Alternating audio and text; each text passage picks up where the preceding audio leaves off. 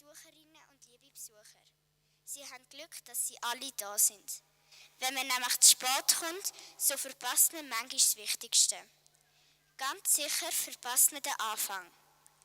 Wir spielen Ihnen jetzt das Krippenspiel. Da kommen Hirten vor. Die sind immer zu spät dran gewesen. Und das war für die Hirten nicht nur nervig, es war auch ihr Lebensgefühl gewesen. Sie haben immer wieder zu spüren bekommen, ihr gehört zu den Letzten, ihr gehört zu den Loser.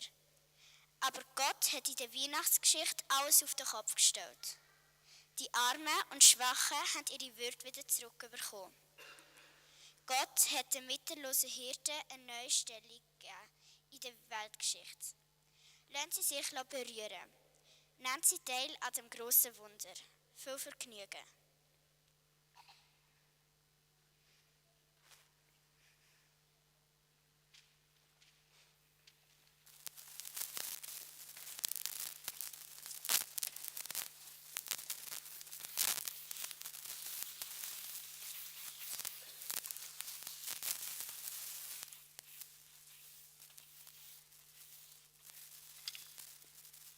Die Teppiche haben aber nicht mehr lang. Wir brauchen dringend neue. Ach, die haben schon noch eine Weile. Im Moment können wir uns sowieso keine neue leisten. Vielleicht sollten wir es mal selber probieren. Mit Weben. Wolle hätten wir ja. Oh nein, das ist dann im Fall ein riesiger Krampf. Wir müssen diesen Teppich einfach ein bisschen Sorge haben. Irgendwann haben wir da schon wieder ein bisschen Führungsgeld.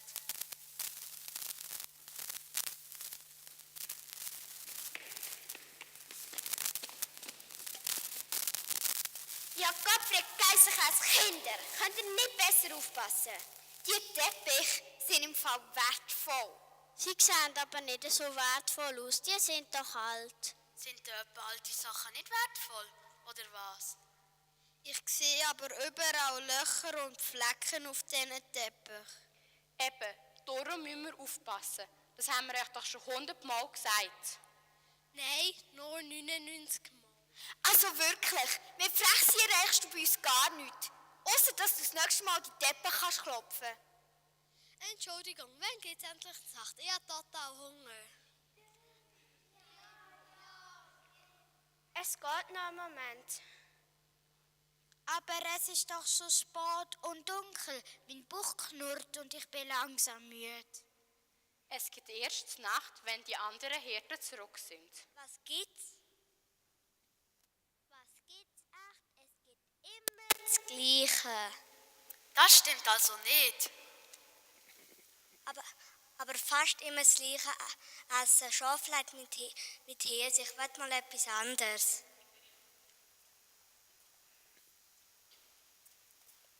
Wieso gehen wir nicht öfters in die Stadt feine Sachen posten? Zum Beispiel Früchte oder anderes Fleisch. Oder Chicken Nugget. Oder Zuckersachen. Ja, Gottfried Geissenkäse, das habe ich euch doch auch schon 100-mal erklärt. Nein, das können wir alles nicht, weil wir Hirten zu wenig Geld haben für die feinen Sachen und der Weg in die Stadt so weit ist.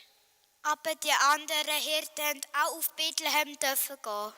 Die anderen Hirten mussten gehen. Hoffentlich haben sie die Wolle gut verkaufen. Oh ja, das hoffe ich auch.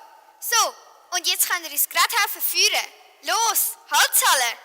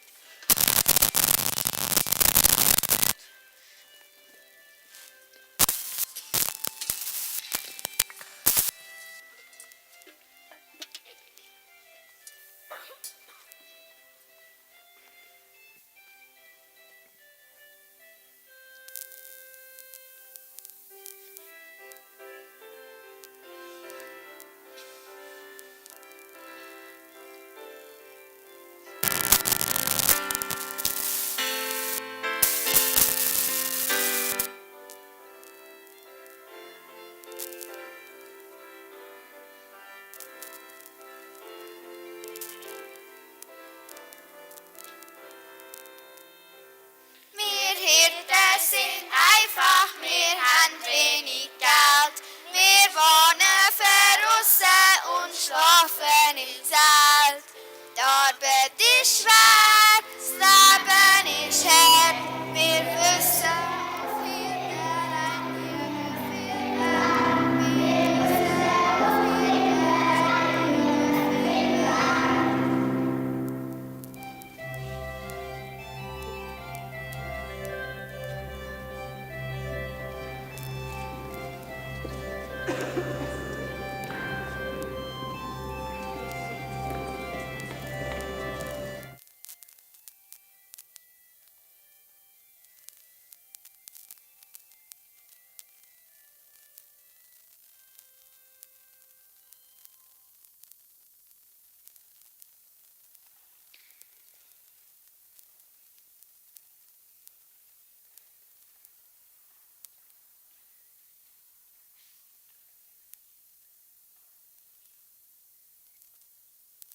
Oh, das schmeckt ja schon von weitem richtig gut. Ich habe vielleicht ein Loch im Bauch.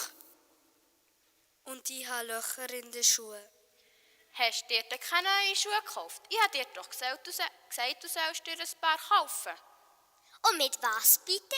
Wir haben nur 2 Säcke Wolle verkaufen. Und der Amram, der mit den billigsten Schuhen, hat seit einem Monat den Laden zu.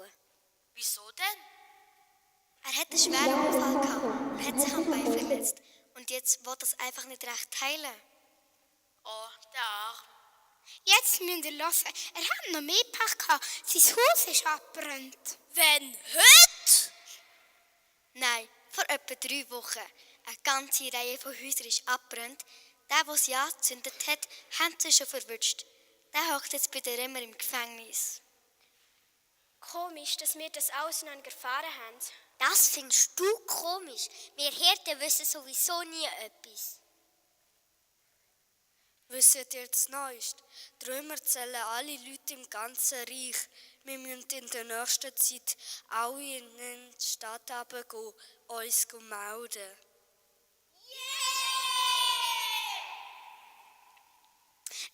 Gehen wir gerade morgen? Nein, morgen nicht. Wir müssen unbedingt den Brunnen bei der Höhle rausputzen. Und da helfen alle mit.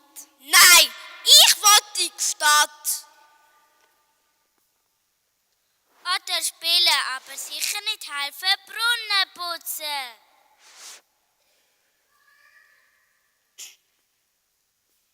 Hey, wir Hirten haben ein schweres Leben und immer viel Arbeit. Da müssen alle mithelfen.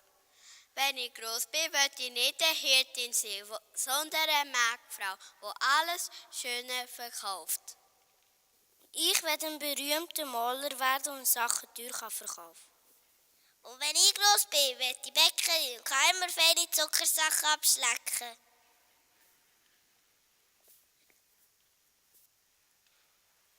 Als ich gross bin, werde ich Sängerin werden. Und wenn ich gross bin, werde ich Zählerin beim Stadttor. Die hockt den ganzen Tag nur faul rum und kommt einen Haufen Geld über für das. Für nichts. Und wenn ich gross bin, werde ich Kaiser werden von Rom, wo Haufen Paläste und Hunderte von Angestellten hat. Ich werde mit einer Karawane in Freunde reisen bis ans Meer. Und ich will, dass ihr jetzt aufhört zu träumen. Wir sind halt jetzt einfache Hirten, haben wenig Geld und leben nicht so wie die anderen Leute. Aber ich finde, wir haben es trotzdem gut miteinander und es gibt immer ein warmes Essen.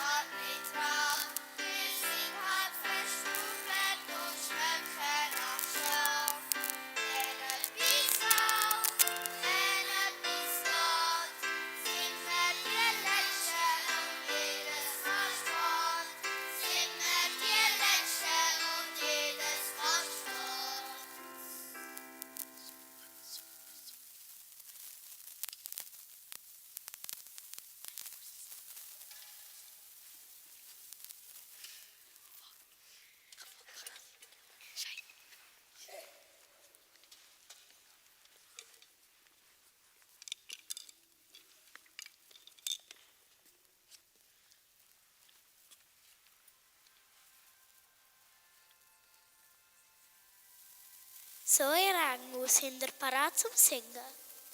Ja, sicher. Wir dürfen den Hirten die gute Nachricht von der Geburt von Jesus erzählen. Juhui, das gibt da wieder mal eine richtig schöne Stimmung hier im Himmel. Hirten sind arme Leute, darum ist es etwas Besonderes, wenn sie von dem Wunder zuerst erfahren. Ich finde, die Hirten haben das verdient. Sie kommen sonst immer zuletzt dran. Ich freue mich schon auf die Stundengesichter der Hirten, wenn sie die Neuigkeiten erfahren. Auf was warten wir denn noch? Wir wollen keine Zeit verlieren, sonst kommen wir dann noch zu spät. Also, fangen wir an. Was tönt da so?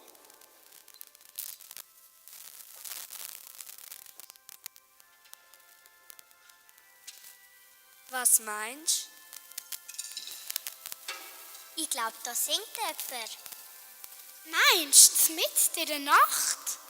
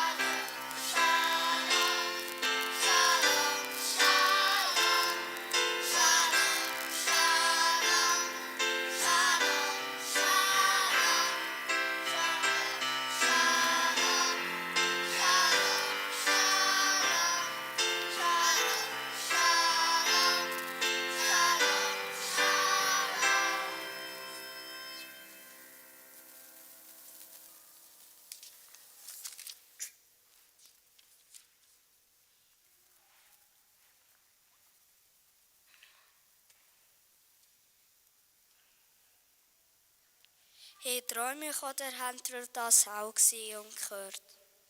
Nein, kein Traum. Wow. Die Engeli.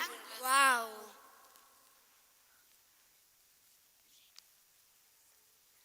Habt ihr uns gemeint? Ja, wer denn sonst? Etwa unsere Schafe.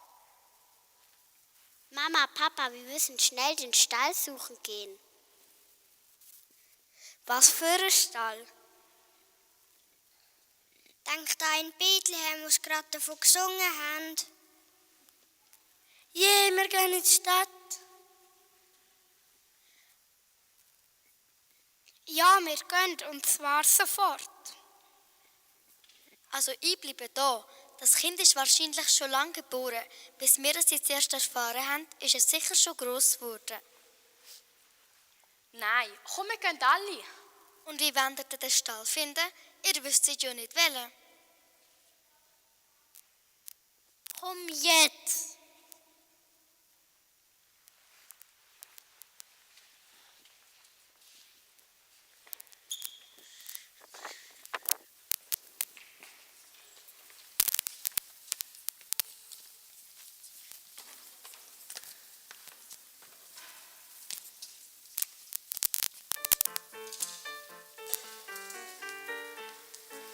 Hirten schaut, Hirten schaut weg. Nacht ist hell und Dunkelheit vorbei. Hirten loset Hirten gut. Loset auf das, wo Gott euch sagen tut. Die Friedensglocke läutet schon. Gott ist nach, Gott ist gekommen. Die Friedensglocke läutet schon. Gott ist nach, Gott ist gekommen. Hirten laufet Hirten an. Haben auf Bethlehem suchet einen Stall. Hirten springet wie der Wind. Jeder Lied nach ein trockene Kind, gewickelt in Windellied im Stroh. Gott ist nach, Gott ist gekommen. Wickelt in Windellied im Stroh. Gott ist nach, Gott ist gekommen.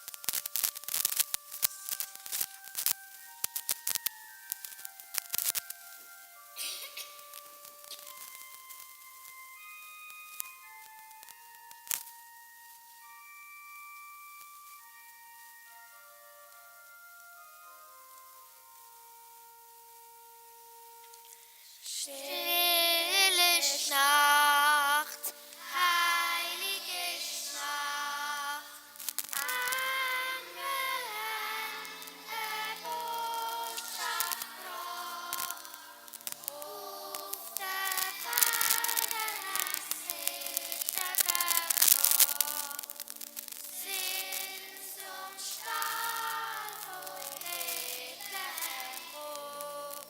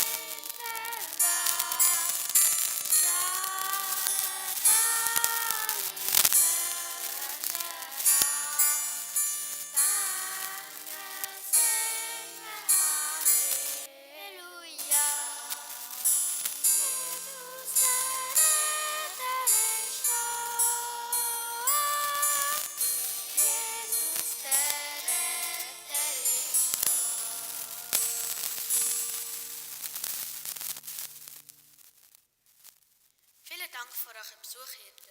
Schön, dass ihr gekommen sind. Ihr müsst entschuldigen, dass wir einfach so reingeplatzt sind, aber die Engel haben gesagt, wir müssen so schnell wie möglich kommen. Und wir sollen pressieren. Und wir haben euch leider auch gar nichts mitgebracht. Und wir haben auch keine schöneren Kleider.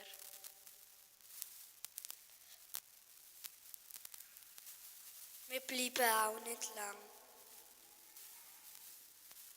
Also ein bisschen wollte ich schon bleiben. Es ist so schön da. Nein, weisst, die Frau und der Mann haben schon einen langen Tag hinter sich und schon einen Haufen Besuch gehabt. Also wir haben noch gar keinen Besuch gehabt. Nicht? Nein, ihr seid die Ersten, die unser Kind sehen.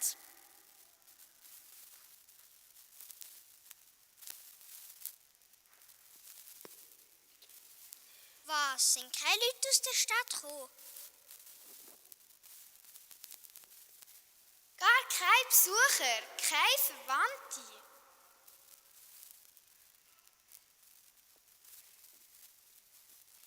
Keine Marktfrau, kein Bäcker sind wie die allerersten.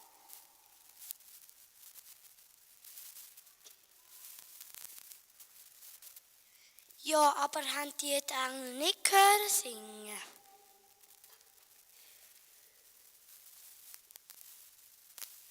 Das ist ja da der Sohn von Gott, der da geboren worden ist. Vielleicht hat die Engel nur für euch Hirten gesungen. Nur für uns. Sieht fast so aus. Wir Hirten sind bis jetzt die einzigen und allerersten, die zu uns in den Stall gekommen sind. Wir Erste. Erste. Wow. Juhu. Hirten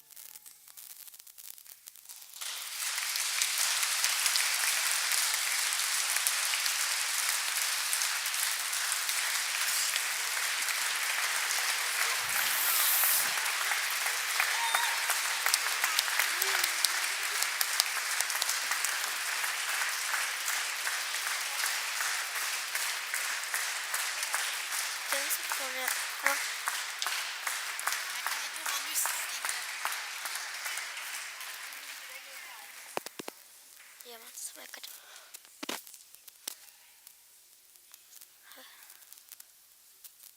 Für einmal nicht zu spät, so hat das tolle Krippenspiel geheissen, das ihr uns jetzt gerade vorgespielt habt. Spät sind die Hirten immer gekommen, aber nicht, weil sie lauerig sind und einfach alles vergessen haben, sondern weil sie selber vergessen worden sind. Man hat sie einfach nie oder zu spät informiert und darum haben sie gar nicht rechtzeitig kommen. Aber in dieser Nacht, wo Jesus geboren ist, da sind sie zuerst informiert worden. Die Engel haben ihnen die wunderbare Nachricht gebracht und sie sind die Ersten gewesen, die bei Jesus an der Krippe gestanden sind. Gott selber hat dafür gesorgt, dass die Hirten rechtzeitig dort waren. Spät kommen, das kenne ich selber an mir. So bin ich auch schon zu spät zu einem Termin gekommen. Oder ich bin zu spät am Bahnhof gekommen und habe den Zug verpasst. Und ihr, sind ihr auch schon zu spät gekommen? Ja. Vielleicht schon mal zu spät in die Schule oder in den Kindergarten? Nein. Dann kennt ihr das unangenehme Gefühl, wenn die Tür vom Schulzimmer schon zu ist und man alleine vor dran steht. Ganz vorsichtig klopfen wir an die Tür und du wartest, bis die Lehrerin oder der Lehrer kommt und auftut und dich ein bisschen mit Vorwurf in der Stimme fragt, warum du denn zu spät kommst. Ja, ein unangenehmes Gefühl, so alleine der Lehrerin oder am Lehrer müssen zu erklären, warum sie jetzt zu spät stehen. Aber wisst ihr, was schön an Weihnachten ist? Gott ist zu uns auf die Erde gekommen, damit wir nie mehr zu spät zu ihm kommen können. Nicht nur die Hirten sind an die Krippe zu Jesus gegangen. Auch du und ich können zu ihm gehen. Und es ist nie zu spät, ob ich heute oder auch erst in ein paar Tagen zu ihm an die Krippe gehe. Er erwartet mich und er erwartet dich. Und er freut sich, wenn wir kommen. Es ist nie zu spät.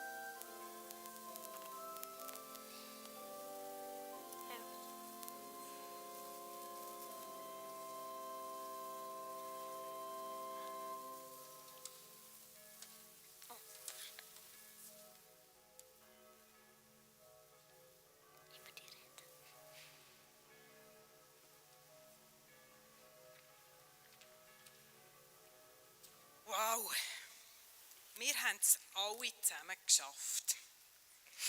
Und der eine oder die andere ist vielleicht auch gerade ein bisschen geschafft. Und wir jetzt alle froh sind, dass wir es hinter uns haben.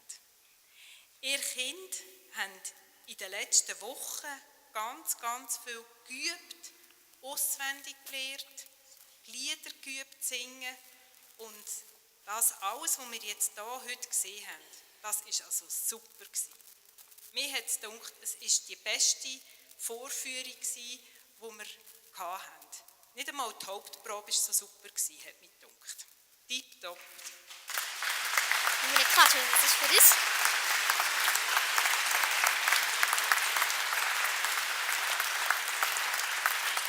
Sie sind aufgewachsen und jetzt ganz. Mit eurer Mühe und dem Einsatz, den ihr gegeben habt, habt ihr ganz, ganz vielen Leuten einen Teil der Weihnachtsfreude weitergeben. Ihr bekommt am Schluss, ganz am Schluss, ein Geschenk. Ich sage nachher etwas zu diesem Geschenk. Jetzt bleiben wir noch alle sitzen und ich sage nachher noch etwas zu diesen Geschenken. Jetzt wollen wir nämlich das erste Mal schauen und hören, wer hätte da sonst alles noch so mitgeholfen, dass das Krippenspiel eben zu dem geworden ist, was wir jetzt hier gesehen haben. So ein Krippenspiel gibt nämlich viel Arbeit. Viele engagierte Mitarbeitende haben geholfen, den Rahmen, den es hier in einer Kirche braucht, so zu gestalten, wie er ist.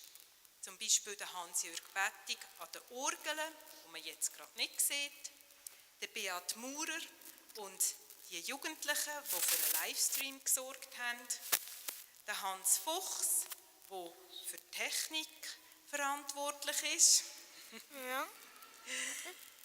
Yvonne von Esch, die den Apero nach dem Gottesdienst organisiert hat. Und dann hat es noch weitere Leute gegeben, die geholfen haben. Ihr, die nämlich hier in der Bank oder in der Stühle sitzen, ganz viele Eltern und alle, die geschaut haben, dass die Kinder den Text haben können, dass sie die selber bastelte Audioaufnahmen immer wieder haben können hören, dass die Kinder rechtzeitig in den Proben erschienen sind. Das war ganz, ganz viel wert gewesen. Dann haben die Andrea Wohlschläger und die Irin Ledermann die Krippenspielgewänder genäht und wir haben sie jetzt schon mehrmals brauchen. Wir sind sehr froh um die tollen Kleider. Dann haben noch 2 Frauen einen ganzen Morgen lang Päckchen eingepackt für euch Kinder. Das waren Doris Priebs und Rosmarie Lanz. Und einfach all denen möchte ich jetzt ganz ein grosses Merci geben. Die noch da sind.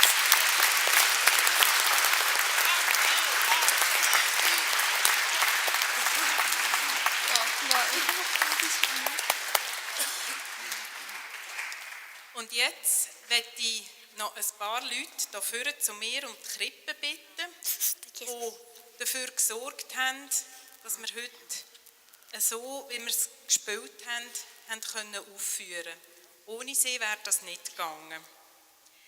Ich bitte vorne zu kommen die Monika Weiss, Iris Lienhardt, Barbara Zgrabgen, Samuel Dietiker, Irene Bianchi und Milena Herger.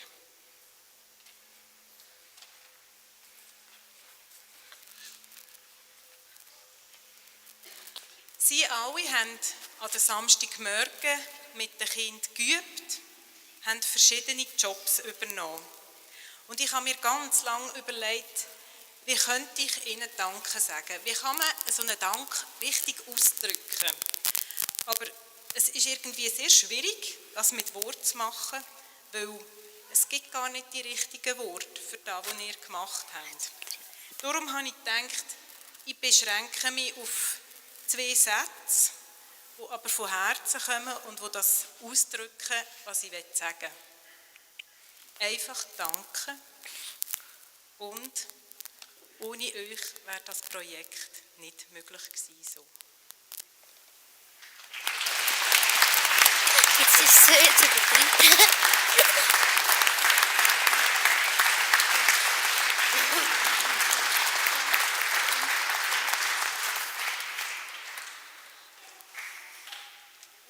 Dass die Kinder noch gut gehen. Ich weiß.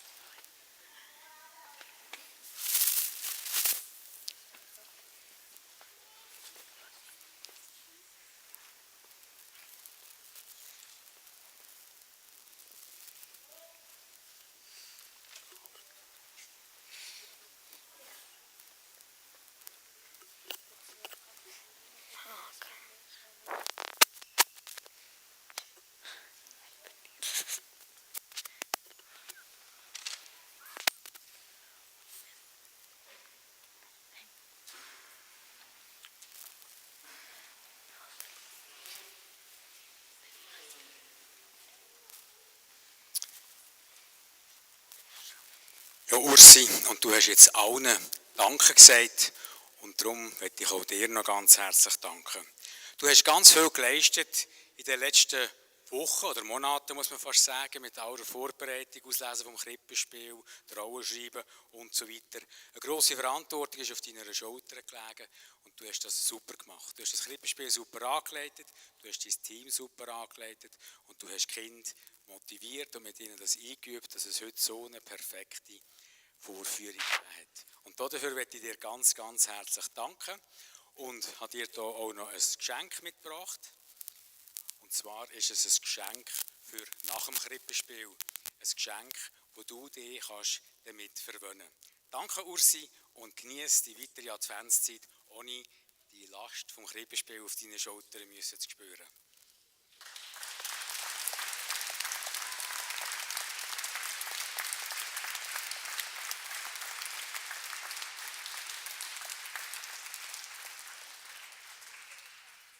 Wir sind schon fast am Schluss vom Gottesdienst und da habe ich noch ein paar Informationen zum Anbringen. Die Kollekte von der heutigen Gemeinde Weihnacht sammeln wir für einen Verein Pflegekinder und Familienhilfe. Der Verein ist aus dem Family Network entstanden, das kennen vielleicht die einen oder anderen. Das war eine soziale Einrichtung in der Region, die sich aber auflösen musste. Und der Verein besteht noch weiter und der Verein hat das Ziel, Pflegekind, Familie und Pflegefamilie finanziell zu unterstützen. Ich empfehle Ihnen die Kollekte herzlich und Sie können Ihren Beitrag, den Sie dem Verein geben wollen, dann beim Rausgehen nach dem Gottesdienst in die braunen Kästen neben den Türen reinlassen. Danke vielmals. Dann wollen wir Sie natürlich am Schluss des Gottesdienstes nicht einfach so gehen lassen, sondern wir haben für alle noch ein Tübli parat, das ihr dann mitnehmen dürft, das bei den Ausgängen verteilt werden. Und hier auf dieser Seite, auf dem Kirchenplatz draussen, gibt es noch Tee, einen speziellen Weihnachtstee, den ich wärmstens empfehlen kann. Also alle, die noch Zeit haben und mögen, dürfen gerne draussen noch zusammenstehen und auch der Kälte noch ein bisschen trotzen dann draussen und sich ein warmes Tee genehmigen. Über Weihnachten können Sie in unserer Kirchengemeinde aus einem grossen Angebot von Gottesdiensten auswählen, die Sie besuchen können. Und da informieren Sie sich am besten über die Webseite und über den Kirchenzettel vom Zofiger Tagblatt. Und wer den heutigen Gottesdienst noch mal nachschauen will, der kann das natürlich auch machen mit dem Link, den ihr auf dem Brief bekommen habt, oder über die Homepage. Und dann kann man das, was wir auf Livestream gesendet haben, noch mal nachschauen. Ich muss in dem Sinne mich bedanken beim Team, das da so toll vorbereitet hat und mitgemacht hat. Es hat leider ein bisschen technische Probleme gegeben. Wie immer bei so einem Livestream haben wir irgendwo noch ein bisschen Knüppel drin. Der Ton ist nicht ganz so drauf, wie wir uns das vorgestellt haben. Aber man kann nichtsdestotrotz trotzdem schauen. Ja, wir kommen zum Schluss vom Gottesdienst und wir werden den Gottesdienst abschließen mit dem Fürbittegebet, dann dem gemeinsamen Unser Vater, wo wir zusammen beten, und dann mit dem Lied «Das ist der Stern von Bethlehem». Und wir empfehlen dann den Segen. Das Ausgangsspiel vom Hans-Jörg Bettig hören wir dann nochmal sitzend. Ich bitte Sie jetzt für die Fürbitte und für das Unser Vater aufzustehen.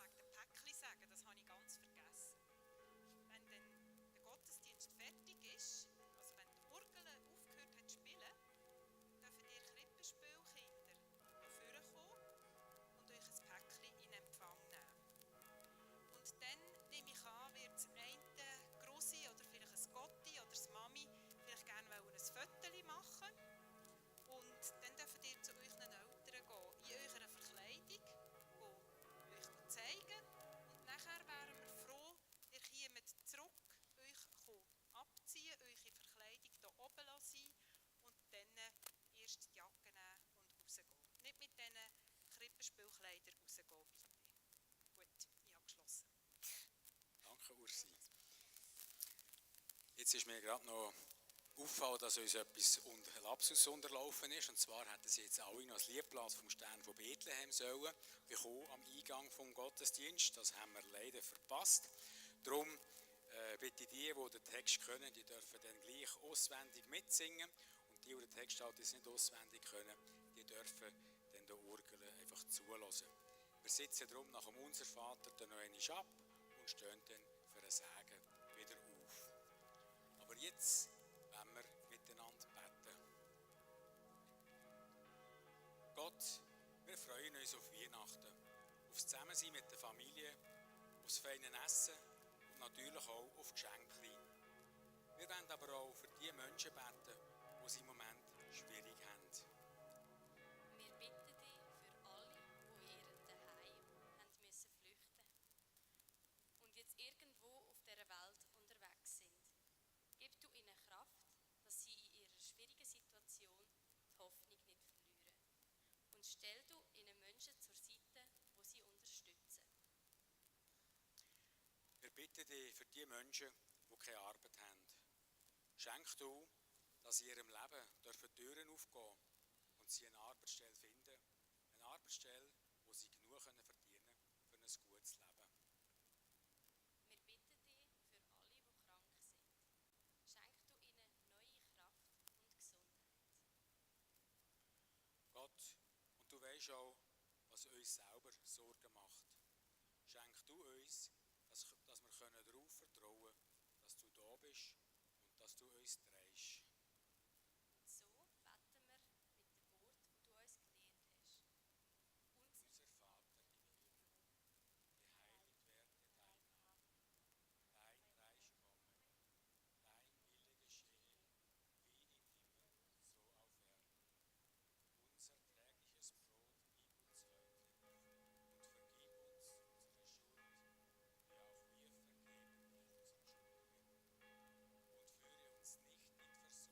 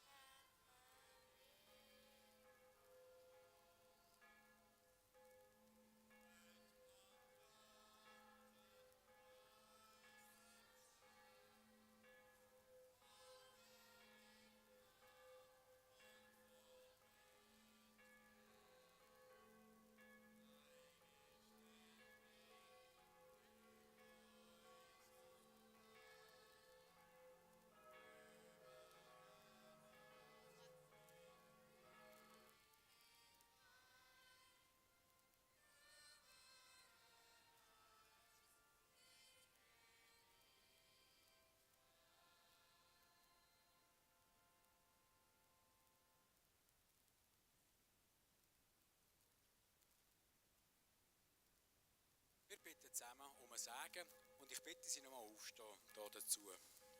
Yeah, bro.